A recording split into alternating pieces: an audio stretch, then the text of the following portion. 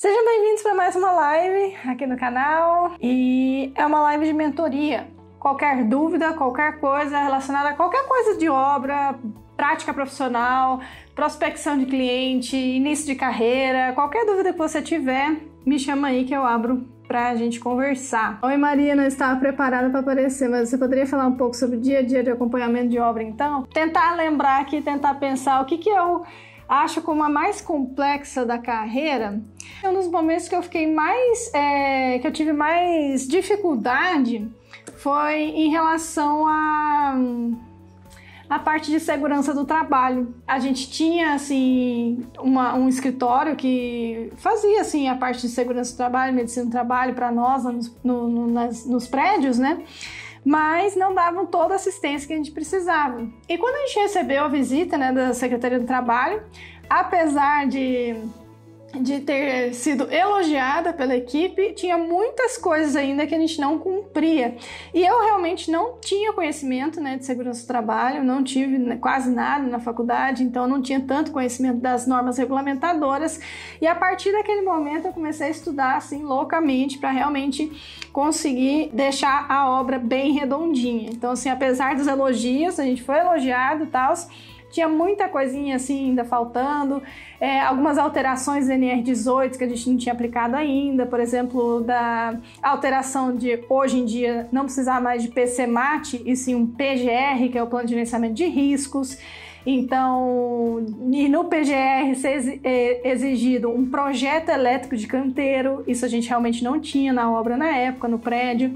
Então, assim, apesar de que a gente separava tudo certinho, a nossa betoneira era aterrada, a mini grua trabalhando na obra também era aterrada, a gente sempre prestou bastante atenção nessa parte de elétrica, eu sempre cobrei bastante do pessoal, mas não tinha botoeira de segurança, tinha algumas coisas assim faltando e não tinha o projeto elétrico de canteiro que eu não sabia que precisava. Realmente, e isso é uma nova alteração da NR18 que entrou em vigor agora esse ano e que eles já cobraram da gente no ano passado, na visita que a Secretaria de Trabalho me fez.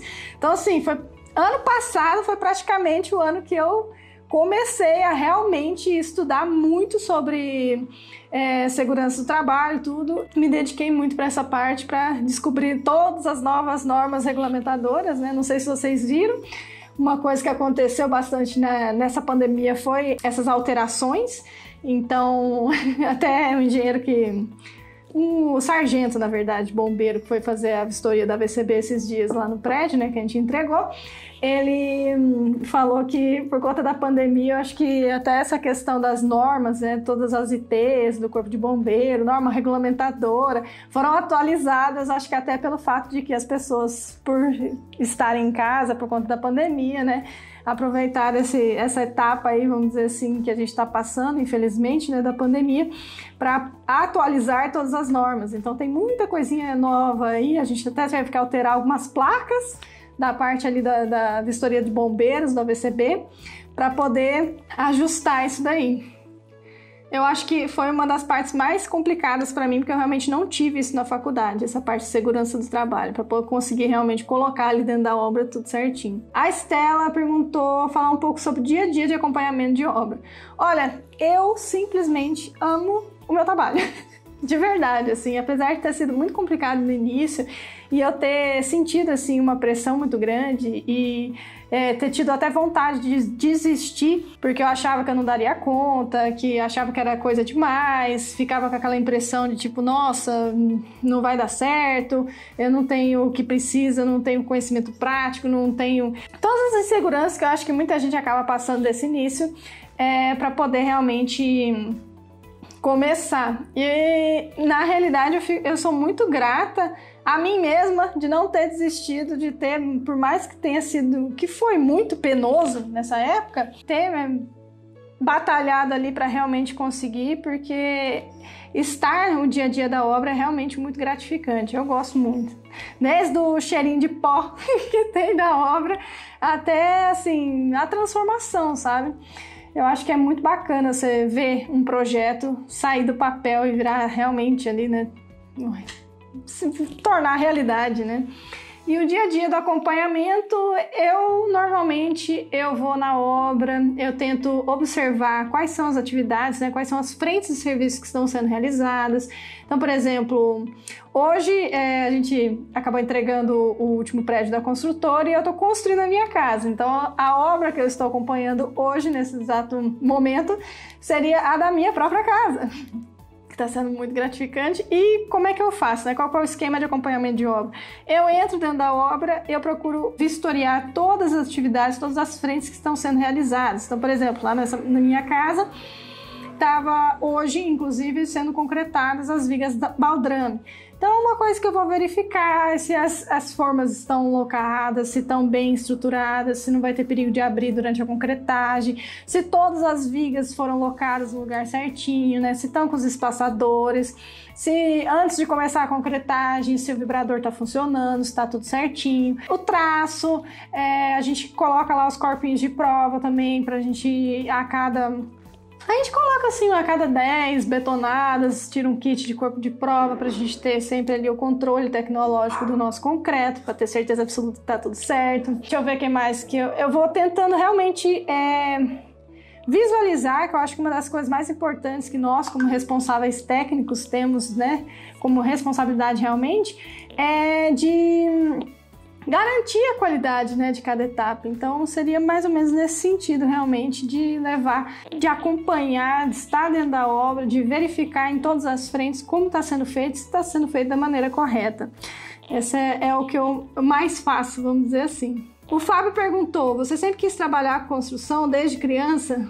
E sim, eu sempre quis trabalhar com construção civil desde criancinha. É engraçado, a minha tia, ela entrou para a faculdade mais velha, né? Porque ela fez, acho que decoração, depois ela fez artes plásticas e ela foi entrar na faculdade de arquitetura com 39 anos. Então, eu já era criança nessa época e eu lembro de brincar com as maquetes que ela fazia, sabe? Então, foi algo que me incentivou para entrar para esse mundo, assim. Eu achava interessante, tipo, nossa, mas saiu da sua cabeça isso daqui, você faz a maquete, aí de repente vira uma obra. Então, ficava isso na minha cabeça e eu realmente, desde sempre, tinha escolhido essa profissão para mim. E acabei me tornando arquiteta. Eu escolhi com praticamente aí 5 anos de idade ser arquiteta. Tainá comentou, quero agradecer a mim mesma, kkk, isso deveria ser um mantra.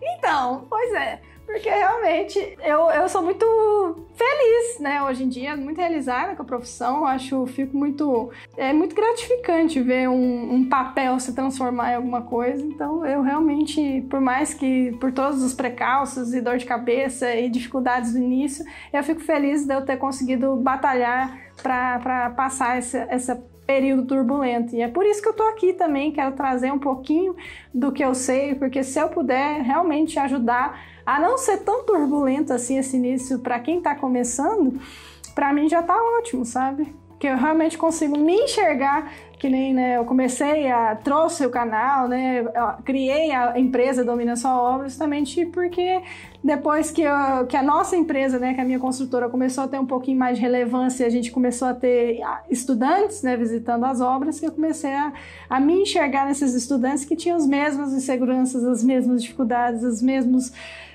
tropeços que eu naquele início, né, então por isso que eu tô aqui, né, por isso que eu quero trazer tudo isso pra cá. O Jean perguntou, você tem um checklist para cada etapa de obra? E a resposta é sim. Para cada serviço praticamente controlado, para controle de material que chega na obra, de como que você faz essa verificação. Por exemplo, tijolo, você tem que tirar lá uma amostra, colocar 10 tijolos um cercadinho do lado do outro, aí você tem que medir esses 10 tijolos tanto em comprimento um do ladinho do outro, quanto em altura, fazer a média. Eu acho que na ficha de verificação, inclusive, para você passar, tem que dar pelo menos uns 3 milímetros só de diferença para você aprovar o bloco inteiro.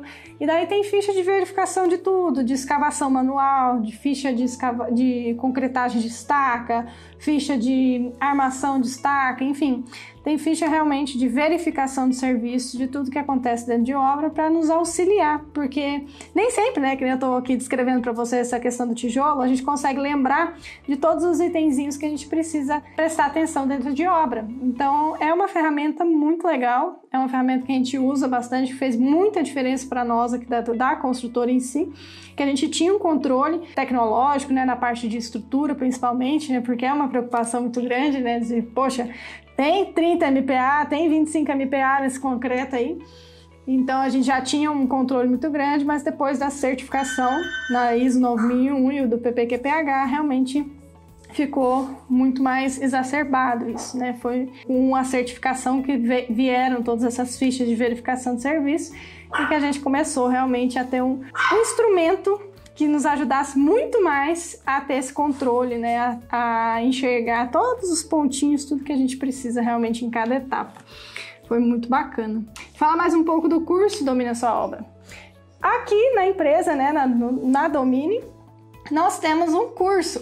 O que é esse curso? Esse curso eu trago realmente um passo a passo, desde a fundação, na verdade até antes disso, né, de todos os processos burocráticos iniciais de como começar uma obra, mas bem detalhadinho, bem pegando na mão mesmo, da melhor maneira possível. O segundo módulo, por exemplo, é sobre leitura e compreensão dos projetos complementares. Esse módulo eu trago bastante, assim, bem detalhado, abro o CAD, trago para vocês, porque às vezes a gente tem realmente alguma dificuldade em relação ao projeto de elétrica, projeto hidráulico, já sabe, eu mostro até os materiais, né, de como fazer a conexão, circuito paralelo, circuito em série, enfim. Tem módulo de fundação, tem módulo de estrutura, tem módulo de tudo, assim, realmente um passo a passo do início ao fim da obra em si. E o curso é justamente trazendo tudo isso que eu quero aqui para vocês de uma forma mais detalhada, de uma forma mais próxima, de uma forma mais pessoal. Todos os meus alunos têm meu número de telefone.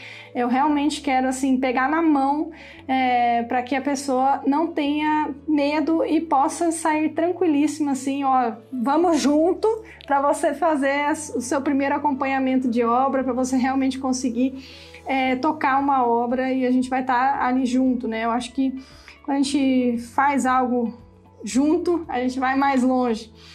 Eu falo que é como se fosse, por exemplo, vamos pensar numa atividade aqui, enfermeiros que dão banhos em idosos. Isso daí, se for ver, dar banho em alguém, a princípio pode até aparentar uma atividade não muito complicada, certo? Porque é simplesmente um banho, todo mundo já tomou um banho na vida, né? Pelo menos espero. A gente sabe como é um banho, sabe como garantir a qualidade desse banho, sabe o que precisa para o banho ficar bom. Mas se você fosse dar um banho no idosinho hoje, você não teria que se perguntar, né? Tipo, você não ficaria um pouco aflito, um pouco... Poxa, como que eu faço para esse idosinho realmente sentir que isso que eu estou trazendo aqui para ele é importante, ele precisa de ajuda, que não fique aquele constrangimento, que eu consiga fazer com que ele confie em mim. Enfim, entende esse lado? Então, quando você tem... Aí vamos imaginar que você tem uma amiga que seja enfermeira e que já faz isso há muitos anos. Para você dar esse primeiro passo, só de você conversar com alguém que já tem experiência em dar banho em idosinhos, né, nesse exemplo que eu trouxe aqui, seria o suficiente para te deixar muito mais tranquilo para você realmente dar esse primeiro passo, porque por mais que seja uma atividade simples, que é banho, a gente sabe que para dar banho no idoso tem que ter muito mais cuidado porque ele é muito mais frágil, e também tem a questão de que banho é uma coisa muito íntima, então você teria que ter ali um jogo de cintura, de como conversar com esse idosinho para fazer ele se sentir seguro. Então o curso Domine a Sua Obra é justamente isso, é pegar na sua mão, mostrar tudo que você precisa através daquilo que eu já vivenciei, aquilo que eu trago de dentro da obra em si, para que você consiga ir tranquilo para a sua carreira, para dominar a sua obra, para você poder realmente assumir uma obra e estar à frente de uma obra. A Tainá falou: a impermeabilização da fundação seria interessante mesmo. Vemos muitas patologias decorrentes da má impermeabilização inicial. Com certeza, essa é uma etapa extremamente importante. Ali na Viga Baldrama, inclusive, que é a parte que a gente está agora da construção da minha casa, eu sempre falo, e eu falo nos meus alunos, deixa eu ver se eu tenho algum... Olha aqui esse post-it, ó. Vamos dizer que essa seja a viga baldrame. O que muitas vezes acontece? De fazer a impermeabilização apenas da face superior. Muitas pessoas acabam fazendo a impermeabilização só aqui. Só que é muito importante que se faça a impermeabilização nas 3 faces da viga baldrame e nas primeiras fiadas da alvenaria que vai vir em cima. Inclusive, a gente coloca a Rebotec, que é um impermeabilizante em pó, na argamassa dessas 3 fiadas, sabe? Eu aprendi esses dias com um amigo meu que na verdade é meu primo, que é engenheiro civil também, que ele fala que essas primeiras fiadas aqui da alvenaria sobre a viga baldrame é uma alvenaria de embasamento. Eu nem sabia, nem chamava de embasamento, né? A gente simplesmente faz essa impermeabilização nas primeiras fiadas também. Então, na argamassa, nas 3 faces da viga baldrame. E por que tem que tomar todo esse cuidado? Porque a viga baldrame vai estar em contato constante ali com o solo. Então, a possibilidade é gigantesca de vir por capilaridade uma umidade, uma infiltração ali por capilaridade. E esse tipo de patologia, né, que vem a partir dessa infiltração por capilaridade é muito, mas muito, muito, muito difícil de resolver depois. Na casa de uma tia-avó minha, infelizmente, não existiu essa impermeabilização das vigas baldrame e ela tem um problema eterno. A gente já tentou de todas as formas assim possíveis e inimagináveis de tentar corrigir e nunca fica 100%, gente. Então, por isso que eu falo, às vezes uma atençãozinha que a gente dá para garantir essa qualidade nesse momento ali da construção, fazer a natinha de concreto aqui embaixo, no berço da viga baldrame, de 5 centímetros ou 5 centímetros de brita, para você poder colocar a sua armação lá com os espaçadores, para daí então fazer as formas bonitinho, concretar e impermeabilizar as 3 faces, não simplesmente a face superior ali que vai estar encostada na sua alvenaria. Beleza? Isso é muito importante, realmente. Essa etapa inicial da obra da sua casa, você teve algum imprevisto? Olha, imprevisto até o momento só financeiro, realmente, por conta dessas altas, né, que a gente está tendo nos materiais.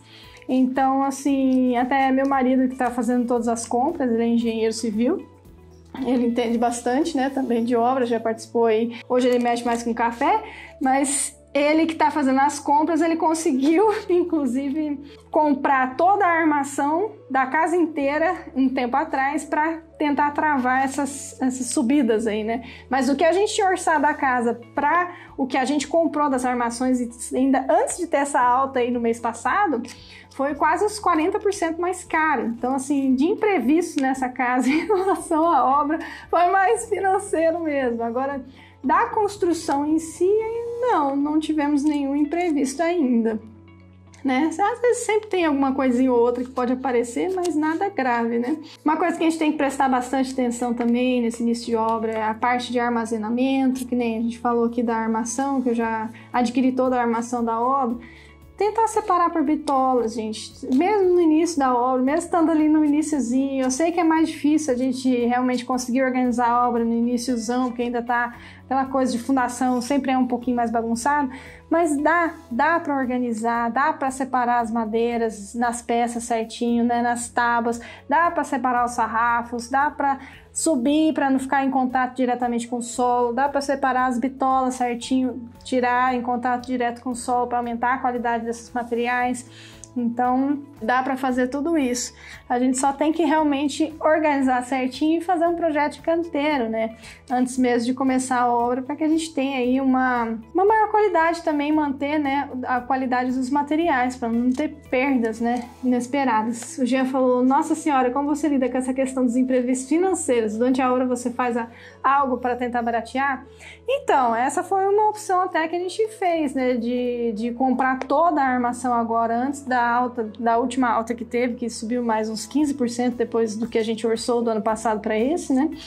E a gente está tentando, assim, ao máximo, já deixar os detalhamentos e tudo que a gente pode antes, para já conseguir ir até negociando valores, né? Então, fechar várias sacas de cimento, já começamos a pensar, já tá fechando parte de telha, sabe? Para tentar realmente trazer e baratear esse custo.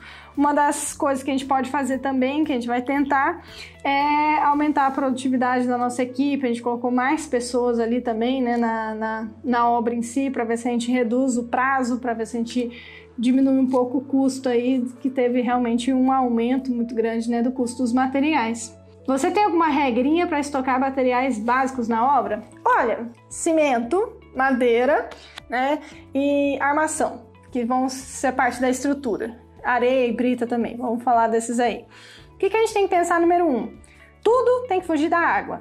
Então, cimento, primordialmente, né, não pode encostar nem um pedacinho de umidade, senão vai empedrar. E o cimento a gente tem que sempre lembrar, além de colocar em estradas, fugir do solo, né, para não infiltrar a água, não ter umidade. Descolar de paredes, se você for colocar dentro de container, se for colocar dentro de algum barracãozinho que você faz dentro de obra, descolar das paredes, que às vezes pode infiltrar água pelas paredes e empedrar seu cimento. E sempre empilhar 10 sacas por 10 sacas. Por quê? Porque se você começa a empilhar mais do que 10 sacas, ela começa, pelo peso em si, a empedrar as que estão embaixo. E ter um fácil acesso para que você tenha controle do que está chegando na sua obra, por exemplo, cimento. Porque se você comprou muito cimento, então vamos lá, comprei um monte de cimento e eu só tenho acesso a essa face aqui. Aí eu vou pegando um tanto de cimento. Aí eu tô vendo que tá acabando, eu compro mais. Aí estoca aqui na frente, esses aqui ficaram. Aí você vai catando, vai gastando aqui. Aí, tá acabando o cimento, tem que comprar mais. Aí vem de novo e esse aqui vai ficando. E daí o que acontece? Um tanto de cimento você acaba perdendo pela data de validade. Então tem que ter fácil acesso, fugir de água em todos os aspectos, né? Tudo sempre. Cimento, sacarias, no geral, 10 por 10. Tá? Então 10 para cima por 10 de lado. Como assim 10 de lado? Se você tem mais, né, cimento, muito cimento estocado, você fazer aí pallets assim de 10 por 10 por 10 e tem um espaço ali, um corredorzinho, justamente para que você consiga ter esse acesso. Então sacarias no geral, isso daí. Outra coisa, armação, a gente separa por bitolas. Então separação, a gente tem que sempre lembrar dessa parte, assim, separar tudo. Bitola, separar peças, porque senão eu sempre falo disso, né? Tipo, se você tá lá na obra, tem um monte de tábua, tem um monte de sarrafo, tem um monte de pontalete, tem um monte de... Só que tá tudo no mesmo bolo. Aí seu servente vai lá, tipo, eu preciso de um sarrafinho para completar aqui o gabarito. Ele não vai naquele bolo para buscar, e eu também não iria, porque pensa você ter que ficar caçando lá no meio, aquele bolo de madeira, não sabe se tem, se não tem, aí manda pedir mais, aí quando você vai gastando a madeira, você vê que tinha sarrafo lá embaixo, aí porque tá em contato direto com o solo, o negócio envergou, perdeu a qualidade, sabe aquela coisa? Então, fugir da umidade também, separar por peças, porque daí fica fácil acesso, você aumenta a produtividade da sua equipe quando você tem tudo separadinho, bonitinho. E a armação da mesma maneira, que é importantíssimo, né? Vamos focar nessa parte da estrutura. Então, a armação também subir, né? Sair do solo, separar por bitola. A parte a granel, né? Que nós temos de brita, de areia. Ai, Maria, como é que eu faço? Não posso deixar ele encostado diretamente no solo? Não, mas você colocando uma lona, separando a areia média da brita. Pode ser até por tábuas, ou simplesmente montinhos mais longinhos um do outro.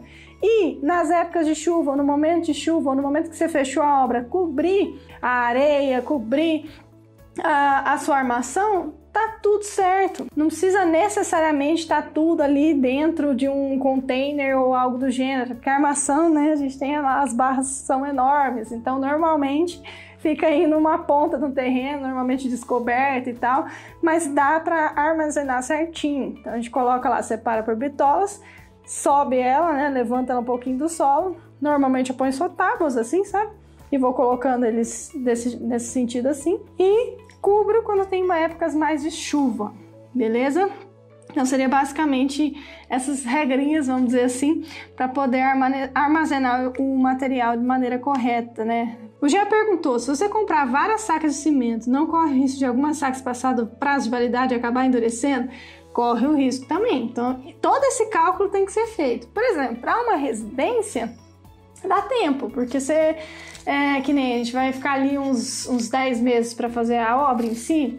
Eu acho que o prazo de validade do cimento são 6 meses. Então eu sei, vamos dizer assim, se eu fiz uma comprona grande agora, até quase praticamente aí o final da obra, né, que nos últimos meses ele é praticamente só acabamento, eu realmente já vou ter acabado com esse cimento. Quando é a obra de um prédio, que nem é o que a gente é acostumado a fazer na construtora, a gente vai comprando em lotes realmente, assim, mas também não compra demais, não, porque normalmente no prédio em si a gente consegue estocar melhor, porque tem os subtérreos, as garagens, enfim, que a gente consegue ir deixando lá o cimento para não ter esse tipo de problema, porque quando você tem um estoque muito grande de cimento dentro da obra, dentro do canteiro, tem que tomar bastante cuidado com a validade, então o controle de estoque tem que ser maior, com a umidade e com acesso, né? No mais, estou aqui, né, para responder as perguntas, conseguir ouvir de vocês, o que vocês querem saber, né? Porque se o canal existe para isso, para ajudar vocês, eu quero justamente trazer aquilo que vocês querem saber, né? Eu acho que até é uma diferença em relação a dar aula na faculdade, que eu sempre quis poder ensinar, e estou realizando esse sonho agora também, né? E já me convidaram, inclusive, para dar aula na faculdade aqui da cidade, só que na faculdade a gente tem que cumprir a menta, né? A gente tem que cumprir aquilo que deve ser dado de conteúdo. E aqui eu tenho liberdade para ouvir vocês e tipo, cara, eu quero saber sobre isso nesse momento, eu não quero saber sobre cálculo de sei lá o quê. Então eu tenho mais liberdade, eu me sinto mais confortável de chegar para vocês e dar aula de qualquer coisa, de que eu saiba, que eu consiga trazer. Então, que nem a gente já fez aula sobre venda, sobre comunicação, porque são coisas que a gente acaba não tendo dentro, né, da parte técnica ali da faculdade, mas que também faz parte da vida. A gente também tem que aprender a se vender, tem que aprender a fazer contratos, todas essas coisinhas, né? Espero que vocês tenham gostado. Agradeço demais aí para quem esteve presente. Um beijo!